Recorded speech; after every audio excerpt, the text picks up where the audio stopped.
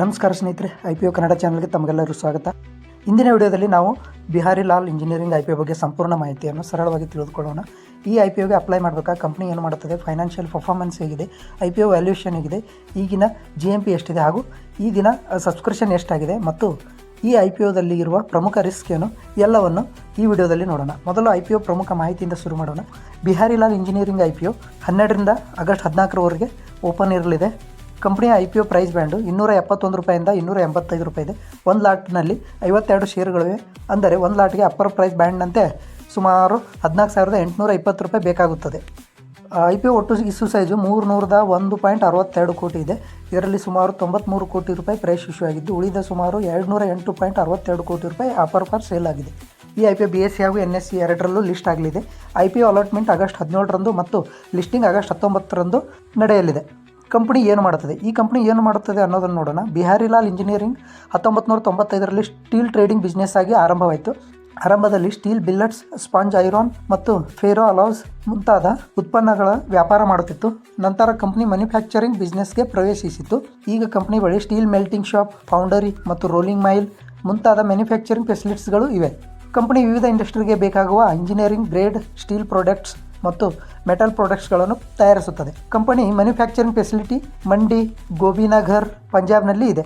ಇದರ ಜೊತೆಗೆ ಕಂಪನಿಯ ಗ್ರೂಪ್ ಕಂಪನಿ BLC ಮೆಟಲ್ ಕೂಡ ಸ್ಟೀಲ್ ಬೆಲ್ಲಾಟ್ಸ್, ಕೋಲ್, ಸ್ಪಂಜ್ ಐರಾನ್, ಫೆರೋ ಅಲಾಯ್ಸ್ಗಳ ಸಪ್ಲೈ ಬಿಸ್ನೆಸ್ನಲ್ಲಿ ತೊಡಗಿಸಿಕೊಂಡಿದೆ. ಅಂದರೆ ಸರಳವಾಗಿ ಹೇಳುವುದಾದರೆ ಸ್ಟೀಲ್ ಟ್ರೇಡಿಂಗ್ನಿಂದ ಆರಂಭವಾಗಿ ಈಗ ಮ್ಯಾನುಫ್ಯಾಕ್ಚರಿಂಗ್ ಮತ್ತು ಸ್ಟೀಲ್ ಪ್ರಾಡಕ್ಟ್ಸ್ ಬಿಸ್ನೆಸ್ನಲ್ಲಿ ಬೆಳೆದಿರುವ ಕಂಪನಿ ಬಿಹಾರಿ ಲಾಲ್ ಇಂಜಿನಿಯರಿಂಗ್ ಆಗಿದೆ. ಈಗ ಕಂಪನಿಯ ಫೈನಾನ್ಷಿಯಲ್ ಪರ್ಫಾರ್ಮೆನ್ಸ್ ಹೇಗಿದೆ ಎಂಬುದು ನೋಡೋಣ. ಕಳೆದ 3 ವರ್ಷಗಳಲ್ಲಿ ಕಂಪನಿಯ ರೆವೆನ್ಯೂ ಮತ್ತು ಪ್ರಾಫಿಟ್ ಎರಡೂ ಉತ್ತಮವಾಗಿ ಬೆಳವಣಿಗೆ ಕಂಡಿವೆ. 2024ರಲ್ಲಿ ಕಂಪನಿಯ ಟೋಟಲ್ ಇನ್ಕಮ್ ಸುಮಾರು 449.96 ಕೋಟಿ ಇದೆ. 2025ರಲ್ಲಿ ಅದು 516.30 ಕೋಟಿಗೆ ಏರಿಕೆಯಾಗಿದೆ. 2026ರಲ್ಲಿ ಟೋಟಲ್ ಇನ್ಕಮ್ ಸುಮಾರು 546.51 ಕೋಟಿಯಾಗಿದೆ. ಅಂದರೆ ರೆವೆನ್ಯೂ ನಿರಂತರವಾಗಿ ಹೆಚ್ಚಾಗಿದೆ. ಇನ್ನು ಇಲ್ಲಿ ಪ್ರಾಫಿಟ್ ನೋಡಿದರೆ 2024ರಲ್ಲಿ ಕಂಪನಿಯ ಪ್ರಾಫಿಟ್ ಸುಮಾರು 35.84 ಕೋಟಿ ಇದೆ. 2025ರಲ್ಲಿ 52.90 ಕೋಟಿಗೆ ಏರಿಕೆಯಾಗಿದೆ. 2026ರಲ್ಲಿ ಪ್ರಾಫಿಟ್ ಸುಮಾರು 64.48 ಕೋಟಿಗೆ ಏರಿಕೆಯಾಗಿದೆ. ಅಂದರೆ ಪ್ರಾಫಿಟ್ ಕೂಡ ಕಳೆದ 3 ವರ್ಷಗಳಲ್ಲಿ ಉತ್ತಮವಾಗಿ ಬೆಳವಣಿಗೆ ಕಂಡಿದೆ. ಕಂಪನಿ ಎಬಿಟಾ ಕೂಡ 2024ರಲ್ಲಿ 60.99 ಕೋಟಿಯಿಂದ 2026ರಲ್ಲಿ ಸುಮಾರು 101.32 ಕೋಟಿಗೆ ಏರಿಕೆಯಾಗಿದೆ. ಇದು ಕಂಪನಿಯ ಆಪರೇಟಿಂಗ್ ಪರ್ಫಾರ್ಮೆನ್ಸ್ನಲ್ಲಿ ಉತ್ತಮ ಬೆಳವಣಿಗೆಯನ್ನು ತೋರಿಸುತ್ತದೆ. ಈಗ ROE, ROC ಮತ್ತು EPS ನೋಡೋಣ. 2026ರಲ್ಲಿ ಕಂಪನಿಯ ROE ಸುಮಾರು 23.60% ಇದೆ. ROC ಸುಮಾರು 27.11% ಇದೆ. ಇವು ಸಾಮಾನ್ಯವಾಗಿ ಗಮನಿಸಬೇಕಾದ ಮಟ್ಟದಲ್ಲಿರುವ ರೇಷಿಯೋಗಳು. ಕಂಪನಿಯ EPS ಕೂಡ ಅಂದರೆ ಅರ್ನಿಂಗ್ ಪರ್ ಶೇರ್ ಕೂಡ 2024ರಲ್ಲಿ 10.07 ರೂಪಾಯಿ ಇದ್ದದ್ದು 2025ರಲ್ಲಿ 13.56 ರೂಪಾಯಿ ಆಗಿದೆ ಮತ್ತು 2026ರಲ್ಲಿ 16.56 ರೂಪಾಯಿ ಏರಿಕೆಯಾಗಿದೆ. ಅಂದರೆ ಅರ್ನಿಂಗ್ ಪರ್ ಶೇರ್ ಕೂಡ ನಿರಂತರವಾಗಿ ಹೆಚ್ಚಾಗಿದೆ. ಈಗ IPO ವ್ಯಾಲ್ಯೂಯೇಷನ್ ಹೇಗಿದೆ ನೋಡೋಣ. ಅಪ್ಪರ್ ಪ್ರೈಸ್ 285 ರೂಪಾಯಿ ಆಧಾರದ ಮೇಲೆ ಕಂಪನಿಯ ಪೋಸ್ಟ್ IPO PE ರೇಷಿಯೋ 18.65 ಎಂದು ನೀಡಲಾಗಿದೆ. ಪಿಯರ್ ಕಂಪನಿಗಳ ಜೊತೆಗೆ ಹೋಲಿಸಿದಾಗ ಕೆಲವು ಕಂಪನಿಗಳ PE ಇದಕ್ಕಿಂತ ಹೆಚ್ಚು ಇದೆ. ಉದಾಹರಣೆಗೆ AI ಇಂಜಿನಿಯರಿಂಗ್, ಸ್ಟೀಲ್ ಕಾಸ್ಟ್ ಮತ್ತು ಕೆನ್ನಮೆಟಲ್ ಇಂಡಿಯಾ ಮುಂತಾದ ಕಂಪನಿಗಳ PE ರೇಷಿಯೋ ಹೆಚ್ಚು ಇದೆ. ಹೀಗಾಗಿ ವ್ಯಾಲ್ಯೂಯೇಷನ್ ತುಂಬ ದುಬಾರಿ ಎಂದು ನೇರವಾಗಿ ಹೇಳಲು ಸಾಧ್ಯವಿಲ್ಲ. ಆದರೆ IPO ವ್ಯಾಲ್ಯೂಯೇಷನನ್ನು ಕಂಪನಿಯ ಗ್ರೋತ್, ಇಂಡಸ್ಟ್ರಿಯಲ್ ಕಂಡೀಷನ್ ಮತ್ತು ಫ್ಯೂಚರ್ ಪರ್ಫಾರ್ಮೆನ್ಸ್ ಜೊತೆಗೆ ನೋಡಬೇಕಾಗುತ್ತದೆ. IPO ಸಬ್ಸ್ಕ್ರಿಪ್ಷನ್ ಈ ದಿನವೇ ಓಪನ್ ಆಗಿರುತ್ತದೆ. ಮಾಹಿತಿಯ ಪ್ರಕಾರ IPO ಒಟ್ಟು ಸುಮಾರು 2.22 ಟೈಮ್ಸ್ ಸಬ್ಸ್ಕ್ರಿಪ್ಷನ್ ಆಗಿದೆ. ರಿಟೇಲ್ಸ್ ಕ್ಯಾಟಗರಿಯಲ್ಲಿ 2.75 ಟೈಮ್ಸ್ ಸಬ್ಸ್ಕ್ರಿಪ್ಷನ್ ಆಗಿದೆ. HNI ಕ್ಯಾಟಗರಿಯಲ್ಲಿ 2.14 ಟೈಮ್ಸ್ ಸಬ್ಸ್ಕ್ರಿಪ್ಷನ್ ಆಗಿದೆ. QIB ಕ್ಯಾಟಗರಿಯಲ್ಲಿ ಇನ್ನೂ 0.98 ಟೈಮ್ಸ್ ಸಬ್ಸ್ಕ್ರಿಪ್ಷನ್ ಇದೆ. ಅಂದರೆ ರಿಟೇಲ್ ಇನ್ವೆಸ್ಟರ್ಸ್ ಮತ್ತು HNIಗಳಲ್ಲಿ ಉತ್ತಮ ಬೇಡಿಕೆ ಕಂಡುಬಂದಿದೆ. ಆದರೆ QIB ಸಬ್ಸ್ಕ್ರಿಪ್ಷನ್ ಇನ್ನೂ ಸಂಪೂರ್ಣವಾಗಿ ಒನ್ ಟೈಮ್ ತಲುಪಿಲ್ಲ. ಹೀಗಾಗಿ ಸಬ್ಸ್ಕ್ರಿಪ್ಷನ್ ಡಾಟಾವನ್ನು ಅಂತಿಮ ದಿನದವರೆಗೆ ಗಮನಿಸುವುದು ಮುಖ್ಯ. ಈಗ ಗ್ರೇ ಮಾರ್ಕೆಟ್ ಪ್ರೀಮಿಯಂ ಬಗ್ಗೆ ನೋಡೋಣ. ಪ್ರಸ್ತುತ ಮಾಹಿತಿಯ ಪ್ರಕಾರ GMP ಸುಮಾರು 72 ರೂಪಾಯಿ ಎಂದು ತೋರಿಸುತ್ತದೆ. ಅಪ್ಪರ್ ಪ್ರೈಸ್ ಬ್ಯಾಂಡ್ 285 ರೂಪಾಯಿಗೆ 72 GMP ಸೇರಿದರೆ ಸುಮಾರು 357 ರೂಪಾಯಿ ಇಂಡಿಕೇಟೆಡ್ ಲಿಸ್ಟಿಂಗ್ ಪ್ರೈಸ್ ಬರುತ್ತದೆ. ಅಂದರೆ ಸುಮಾರು 25% ಅಷ್ಟು ಪ್ರೀಮಿಯಂ ಎಂದು ಲೆಕ್ಕ ಸಿಗುತ್ತದೆ. ಆದರೆ ಇಲ್ಲಿ ಒಂದು ಬಹಳ ಮುಖ್ಯವಾದ ವಿಷಯ, GMP ಅಧಿಕೃತ ಮಾರ್ಕೆಟ್ ಡಾಟಾ ಅಲ್ಲ. ಇದು ಅನ್ರೆಗ್ಯುಲೇಟೆಡ್ ಮತ್ತು ಇನ್ಫಾರ್ಮಲ್ ಮಾರ್ಕೆಟ್ನಲ್ಲಿ ನಡೆಯುವ ಪ್ರೀಮಿಯಂ ಆಗಿರುತ್ತದೆ. ಹೀಗಾಗಿ GMP ಇದ್ದಂತೆ IPO ಲಿಸ್ಟಿಂಗ್ ಆಗುತ್ತದೆ ಎಂದು ಖಚಿತವಾಗಿ ಹೇಳಲು ಸಾಧ್ಯವಿಲ್ಲ. Market condition, subscription, investor sentiment ಮತ್ತು ಲಿಸ್ಟಿಂಗ್ ಡೇಟ್ ಡಿಮ್ಯಾಂಡ್ ಮೇಲೆ ಆಕ್ಚುಯಲ್ ಲಿಸ್ಟಿಂಗ್ ಪ್ರೈಸ್ ಬದಲಾಗಬಹುದು. ಆದ್ದರಿಂದ ಕೇವಲ GMP ನೋಡಿ IPOಗೆ ಅಪ್ಲೈ ಮಾಡೋದು ಸರಿಯಾದ ವಿಧಾನವಲ್ಲ. ಈಗ ಕಂಪನಿಯ ಕೆಲವು ಪಾಸಿಟಿವ್ ಪಾಯಿಂಟ್ಸ್ಗಳು ನೋಡೋಣ. ಮೊದಲನೇದು, ಕಂಪನಿಯ ರೆವೆನ್ಯೂ ಮತ್ತು ಪ್ರಾಫಿಟ್ ಕಳೆದ 3 ವರ್ಷಗಳಲ್ಲಿ ನಿರಂತರವಾಗಿ ಹೆಚ್ಚಾಗಿದೆ.